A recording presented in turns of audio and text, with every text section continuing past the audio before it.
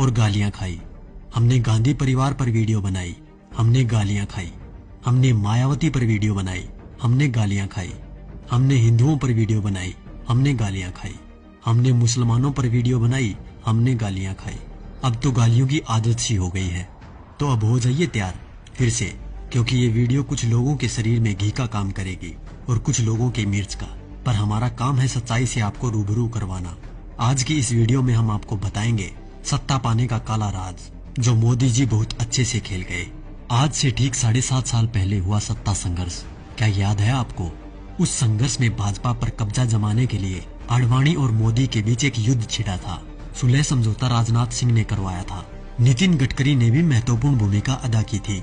दरअसल हुआ क्या था 7.5 साल पहले? तो चलिए हम आपको बताते हैं कि 7.5 साल पहले झगड़ा किस बात पर था।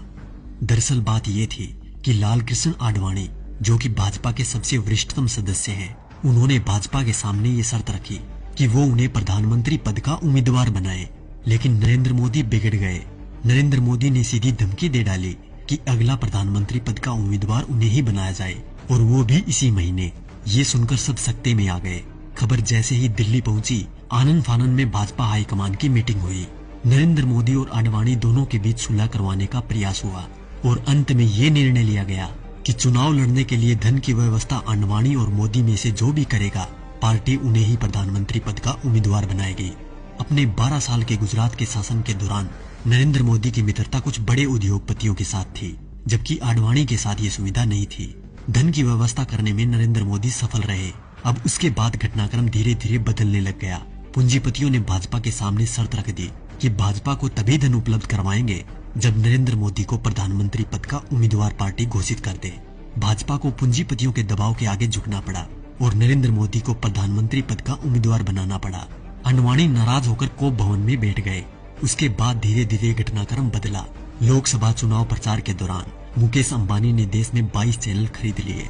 इन चैनल को ये निर्देश था कि वो दिन रात मोदी का प्रचार करे, उनकी रैलियों के भाषण लाइव टेलीकास्ट करे और समस्त विपक्षी नेता यानी आज के विपक्षी नेताओं पर तंज कसने के लिए कहा गया।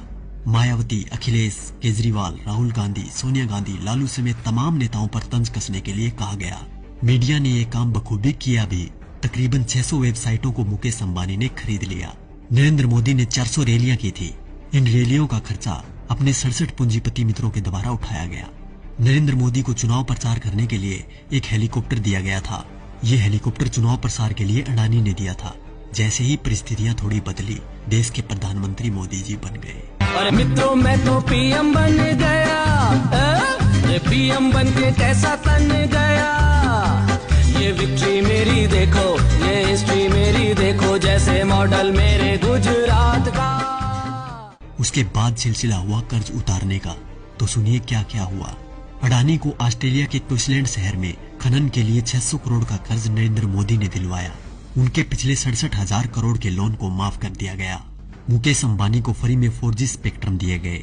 इसके अलावा मुकेश अंबानी की कंपनी पर पिछली सरकार द्वारा लगाया गया जुर्माना माफ कर दिया गया।